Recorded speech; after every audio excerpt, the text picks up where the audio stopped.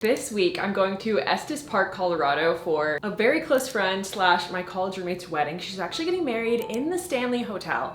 And you may or may not know that I recently read horror for the first time and went down a bit of a Stephen King rabbit hole. And there is a very famous book and movie by Stephen King that was inspired by the Stanley Hotel. So I thought on this trip, I have to read The Shining by Stephen King.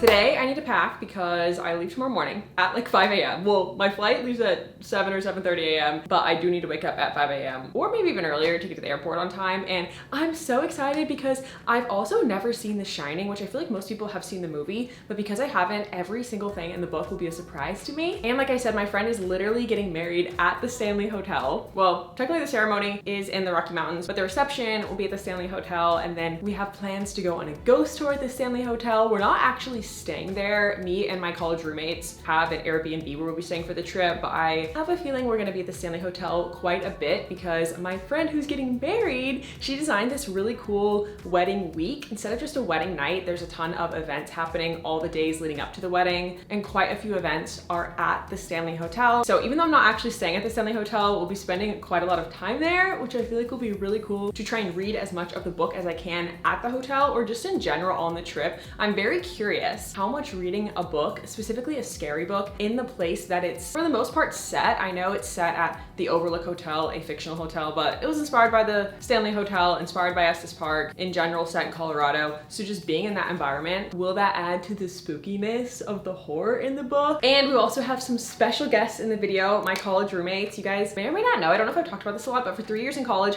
I lived with 5 roommates. We were in a 3-bedroom, so it was 2 people per room. We were really packed in there, but I'd say they are my closest friends for sure. And ever since college, we do a trip every single year. We've done so many trips, we haven't missed a year. We've done Seattle, LA, New York, Costa Rica. We did a Europe trip as well to Barcelona, Venice, and Rome. And we also live all over the country. So I feel like that's even more impressive that we've actually gotten the friend trip out of the group chat and made it happen every single year. We pack our itineraries on our trip, so I'm also curious, am I gonna get like 10 pages read or read like 3 books? I have no idea. But today I need to pack because I leave tomorrow. I might start The Shining.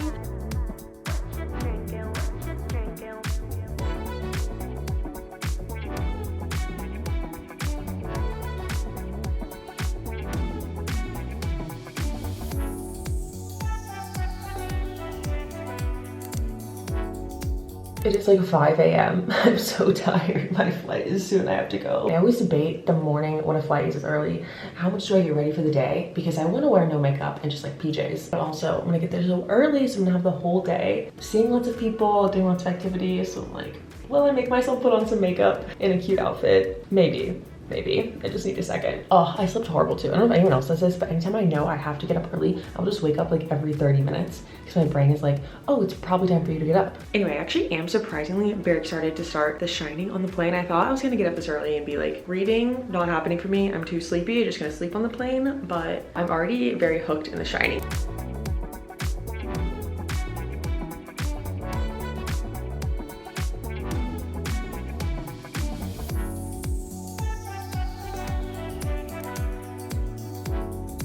We made it to Colorado. We got in so late last night. Let me recap yesterday. Basically, on the plane, I read to page exactly 99. I did get like a decent amount of reading in, but I was reading very slow because I was so tired. We landed in Denver and we went to Meow Wolf, which if you've never heard of it before, I don't know how to describe it. It's really, really cool. Would highly recommend. This is the 3rd Meow Wolf I've ever been to, and this was my favorite one by far. I've been to the Vegas one and the Santa Fe one. It's basically like an art experience, like art installations. There's a whole story. There's a different theme to each one. They're in a bunch of different cities. So many like interactive elements. This one also had live performances throughout, which was so cool. We spent so long there. So we slept in today and now I think it's like 9:30 a.m. probably, and we have spotted a farmer's market. So I think today's plan is check out the farmer's market, go get some brunch. We have plans to go horseback riding with the bride and groom, and then we're going to the Stanley Hotel to do a spa day. So it'll be very cozy exploration of the Stanley Hotel in the most literally relaxing way possible. And I'm very excited to see the hotel because in the book, they just got to the hotel to move in. If you don't know the plot of this book, basically there is a little family, there's a mom, dad, and then their son Danny, and the dad gets a job at the hotel. The family's gonna move in there for the winter, basically take care of the place in the off season when nobody will be there. It's very remote, so if they need like any help is pretty far away. Very much foreshadowing, setting spooky vibes. And then the son Danny,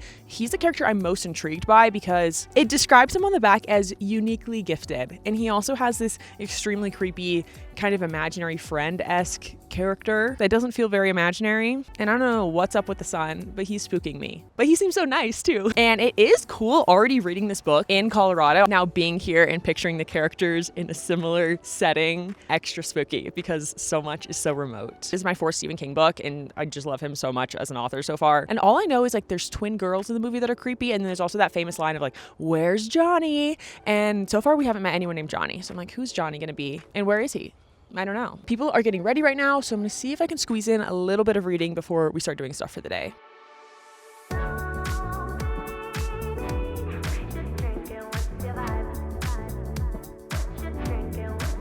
I just got to page 114 and we got the title. This is one of my favorite things in books, and I think it's so cool when a title like means nothing unless you've read the book. The Shining, honestly, I didn't even question the fact that like, what is The Shining? What does that mean? I just assumed it'd be like the name of the hotel or something. But on page 114, we now know what The Shining is.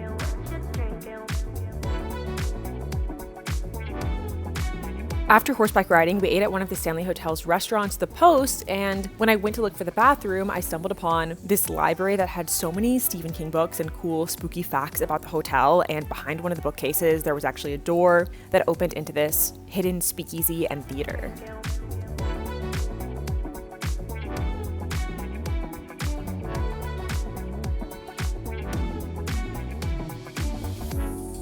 I have no new updates on the book, The Shining. I have done zero reading, but we are scrapbooking. We're making a little scrapbook for our friend Chase's wedding, just like of all our memories. So we're all doing a different page, and then we also are doing like a big timeline section of all the different like trips and like favorite moments in our friendship.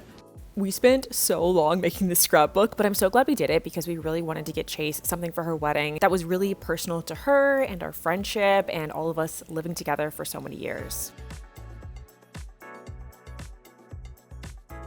And then the next morning, it was time to go whitewater rafting. This is probably my favorite activity we did on the trip. It was just so different than anything I've ever done before. And then that evening, we were supposed to do a ghost tour at the Stanley Hotel, which would have been really cool to get all of the spooky history of the hotel. But unfortunately, there was a little bit of a ticket mishap. We didn't purchase enough tickets, long story short. So we didn't end up getting to go on the ghost tour, but we saw a bear. That was pretty cool. And it was kind of a cool time since we were already there to really explore the Stanley Hotel. They have a maze out front that we did. They had so much history of the movie and the book, a beautiful lobby, and so many references to things in the book and movie. I ended up getting a red rum punch at the hotel bar. Here is the mostly finished scrapbook. We have our title page, and then we did a timeline of all of our years in college together. Little friendship timeline. I think this is so cute. And then here's the continued timeline. This is all of college, and this is our last picture in our college apartment. And then we do a trip together every year. So here's all of our trips, and then everyone got their own spread. This is Dominique's spread. Here's Anjali's spread. And then this one is mine. I did kind of like a green theme because that's Chase's favorite color. And then this one I did a little party theme. This is Nikita's spread. This one is so cool. She did this whole photo booth theme that's so detailed. And then we're putting in the last pages still, but this is David's, and we have a few more to put in.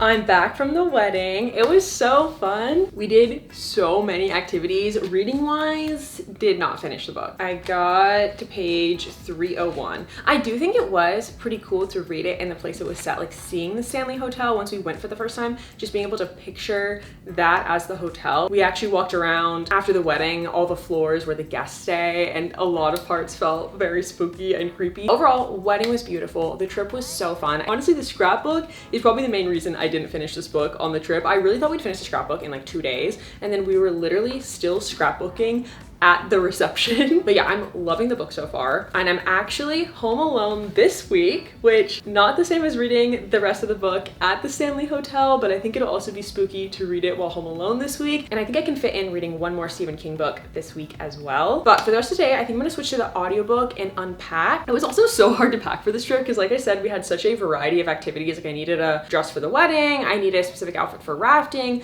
hiking clothes, sweaters, outfits for some like nicer wedding dinners we had. I needed so many different clothes and it was so hard to pack that when I initially was like test running packing, my suitcase was like not zipping. So I ended up getting some products from Exter to make my trip and packing so much easier. You might know Exter as the wallet brand that collaborated with Messy, and Exter has very kindly sponsored today's video. My favorite product that I have by them is the Finder card. It's an ultra slim tracking device the size of a credit card. It fits in any wallet, bag, or passport cover, and you can connect it to Apple Find My, so you never lose your bag or your phone. And I love that it notifies you the moment you leave it behind. You can always see its exact map location, and you can ring it from 300 feet. The Finder card is so helpful when I'm traveling because I can easily keep track of my wallet, my bag, or other essentials. And then I also love their wallet. The Extra Wallet Pro has a very slim design. It has quick card access and can store up to 14 cards. And actually has a metal ejector trigger that you can press so all your cards pop up so you can easily access them. And then probably the most helpful product I have by them specifically for this trip was the Vacuum Bag Plus. They are travel compression bags, so you can fit the same clothes but with 3 times the space. It has a super easy to access side zip opening. It has a frosted finish, you can still see what's inside. And it has super even compression, so there's no air pockets and no air leaks. It's also just great in general for helping keep your suitcase organized. And like I said, love their wallets, love their Finder card. They're so great and versatile, not even just when traveling, but with everyday use. And right now they're offering an extra 20% off on top of web sales. So you click the link in my description and use my code JustAli to get that 20% off. Now, like I said, I'm gonna switch to the audiobook, unpack. Actually, I have plans with some friends tonight. One of my friends just got a new job that is really close to my apartment, and he's in charge of decorating his office. And so for one of the shelves, he wants to make a bunch of book nooks, and he invited us to help him make the book nooks. I was like, say less, my dream activity. So I actually need to go to that decently soon. So try and get as much reading in as I can, and then we're gonna go build book nooks. I'm so excited for that. Okay, let's get unpacking.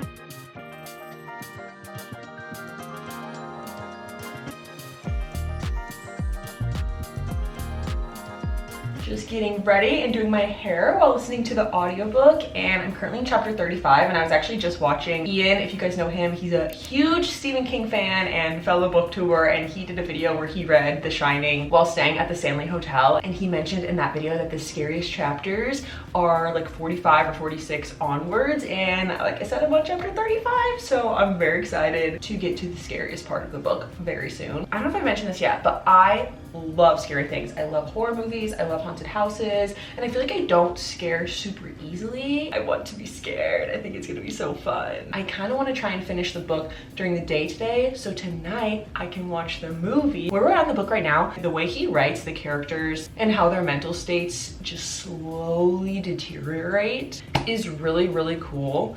I feel like the thing that gets me in like horror movies is more so jump scares. But what's cool in Stephen King's writing is the scariest part is literally the opposite of a jump scare. Like I was saying, it's that just slow deterioration in the character's mental state where you don't know what they're gonna do next. Oh, and okay, last thing, and then I'll stop gushing. But also with their kind of deteriorating mental states, it's cool how all these things collide, like their personalities, their past, their relationships with each other. And a big thing is also the hotel. The hotel is almost like its own character in the novel, which I think is really cool. The hotel like doesn't want them to leave. The hotel is playing tricks with their mind. Okay, I'm going to resume the audiobook and keep doing my curly hair routine. I'm on page 493, and what is being described is so incredibly creepy. I think this literal few paragraphs is the creepiest thing I've ever read in my life. Just picturing it, I want to scream. Honestly, I think it's good I'm reading this in the day. Like I said, I feel like I don't scare easily, but if I were picturing this at nighttime, that could be terrifying. Hey, Luca. I am gonna play some spooky music though while I keep reading, just to up the spookiness factor. If I was Danny in this scene, seeing this thing crawling towards me, I would lose it.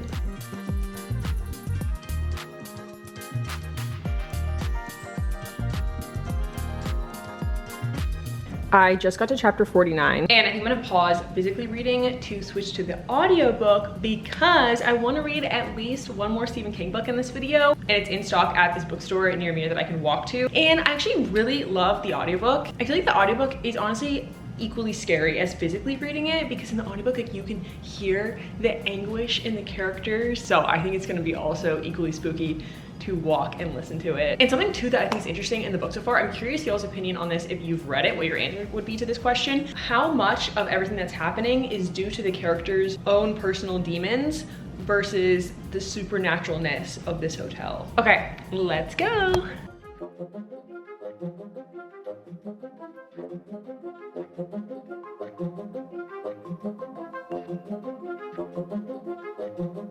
I finished The Shining and now I'm so excited to watch the movie. You can't see it because it's out of frame, but I'm gonna cut an onion while I tell you my thoughts on the book. That actually might make me cry though. I love the book. I feel like I should not be holding a knife while talking about the book. That's actually making me scared. I loved the book. I loved it so much. The ending too wasn't quite what I expected. I'm torn if I want to do 4.5 or 5 stars. I don't know. I feel like I should need to sit with the book for a second before giving my final rating. And now I have read Misery, Pet Sematary, 11/22/63, and this is my 4th Stephen King book. 11/22/63 first, and then I would put this book at second. 3rd being Pet Sematary, and 4th being Misery.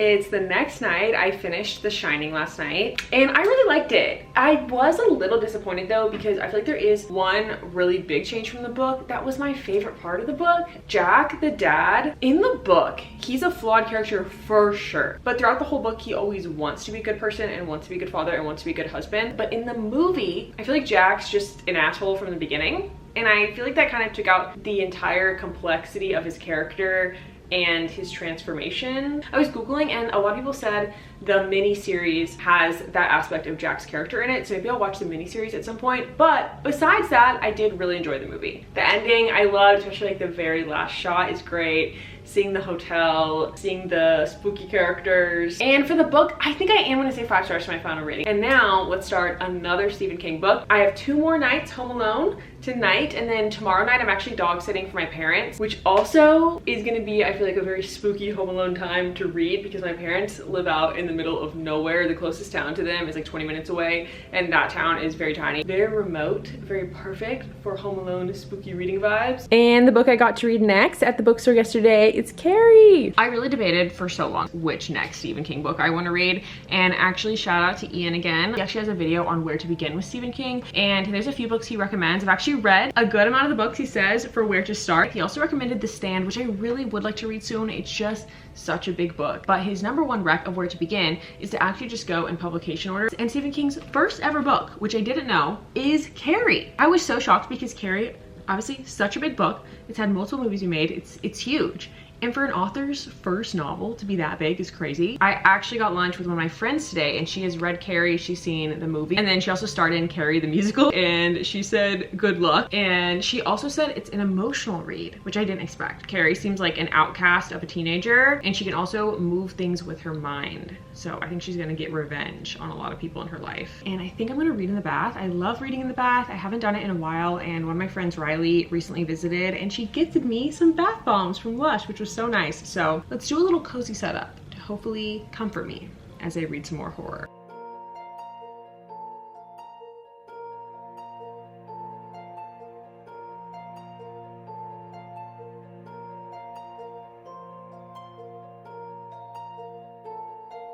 Last night I read all of part 1. I'm on page 144. So today I'm gonna start part 2, prom night, which I'm excited. I was like, oh, prom night? I feel like that's the main big climax and conflict in the book. And this book isn't what I expected. Like I said, I knew the synopsis is Carrie is this outcast girl with these powers to move objects, and I kind of thought like, oh, it's gonna be this outcast girl takes revenge story, and it is, but I would say more so it's really kind of a mix of a bunch of themes that I didn't expect, like coming of age, huge emphasis on different girls' relationship with sex and their sexuality and purity and sin and shame, and how their view of sex is so heavily influenced by society, religion, parents, their peers. Specifically, Carrie's mom is extremely religious, and Carrie is taught at a young age that really anything to do with her body is a sin, is bad, and just seeing how that affects so much of her, especially at this age where she's experiencing puberty and boys. It's like all coinciding with also her having these supernatural magical abilities. And something that's like really interesting about Stephen King that I keep running into is I feel like his books, they are horror for sure, and they are about these like supernatural haunted plots, but really at their core I feel like they're all about something else. Like Pet Sematary, at its core it's a book about grief, and same with The Shining, but at its core really about a man's struggle with the good and bad within him. I think the only horror I've read is Stephen King because it's not a genre I read a ton of, so I think it'd be so interesting at some point in a future video to read horror that's not by Stephen King, because I would love to know how much of that kind of style is true for all of the horror genre versus specifically Stephen King style. So if you guys have any other general horror recs, let me know. And now today I'm gonna go to my parents' house. I'm partway through packing, so I'm gonna finish packing. My mom asked that I bring her some books for her to read and some puzzles, which makes me so happy. I love when people ask me for book recs. I think I'm gonna bring Lovely War for her to read. If you don't know this book, it's historical fiction and Greek mythology, and also has romance. And then I think I'm gonna also bring her Wild Reverence. This book is also mythology and romance. And then I also think I'm gonna bring her, I need to find my copy, but I'm gonna bring her 11/22/63. And then I also might bring her Sunrise on the Reaping because that movie's coming out soon. This is the puzzle I most recently finished that I'm gonna bring my mom to do. I just got to my parents' house and it's raining. Very cozy for reading and movie watching. Also, let me introduce you to the dogs. I am pet sitting my parents' dogs. This is Milo. He's looking like that because he wants me to throw the ball, but we can't because it's raining. And this is Ladybug. Yes, hi. It was literally just raining and now it's super sunny. I'm going to keep reading. I listened to the audiobook on the drive over here, so I'm now on page 206. So I have almost exactly 100 pages left and we're definitely in the full climax. There's a lot of blood. Also, something that I was noticing, a good amount of characters will say things like, oh, I just kind of knew that was gonna happen, or I had a feeling, or things like that. And I wonder if they have The Shining, because I've heard Stephen King has this whole epic multiverse and like everything is connected. I was actually Googling and I did read that in Misery, it mentions the events of The Shining and the Overlook Hotel, which I actually didn't catch when I was reading Misery. That was really cool to find out. And yeah, I'm excited as I keep going down this Stephen King rabbit hole to see more references of how things all intertwine.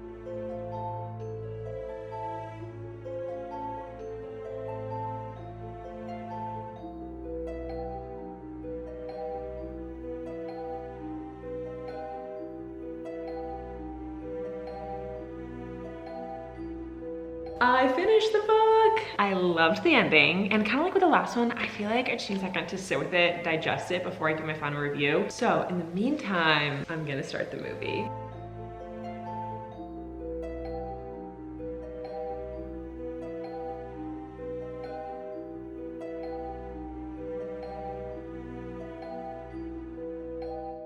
I'm back in my apartment from spending the weekend with my parents. I was there, like I said, for dog sitting and then also for Father's Day, and I finished. Obviously, you guys know the book and also the movie. I really liked the movie. I feel like the movie was very, very accurate to the book. Definitely, I think it was scarier watching the movie than reading the book, because just seeing visually blood, there's a lot of blood in this book, so that was spooky to see. And then I think Carrie's mom, scariest character, scariest parts, any parts with her. And for the book, I was thinking about my final rating. I think I'm gonna say 4 stars. I did really like this book. I think it's probably my least favorite of the Stephen King books I've read so far, even though I did still really enjoy it, and 4 stars plus for all the books I've read by him I feel like is amazing. The only reason I wouldn't say higher is I do think the plot and the horror mechanics were pretty simple, and I don't know plot-wise if anything at any point super surprised me, but like I was talking about before, I loved the themes in this book. And that is the end of this video. It was so fun reading 2 more Stephen King books. I'd love to read more by him, potentially The Stand next. I don't know, let me know if you have one that you think I should read next in my Stephen King journey. Would love to read some horror books by some other authors. And even though I didn't end up reading too much of The Shining while at the actual Stanley Hotel as I had originally planned, it was so cool to read a huge chunk of that book while on the trip. All right, and with that, I will see you guys in my next video.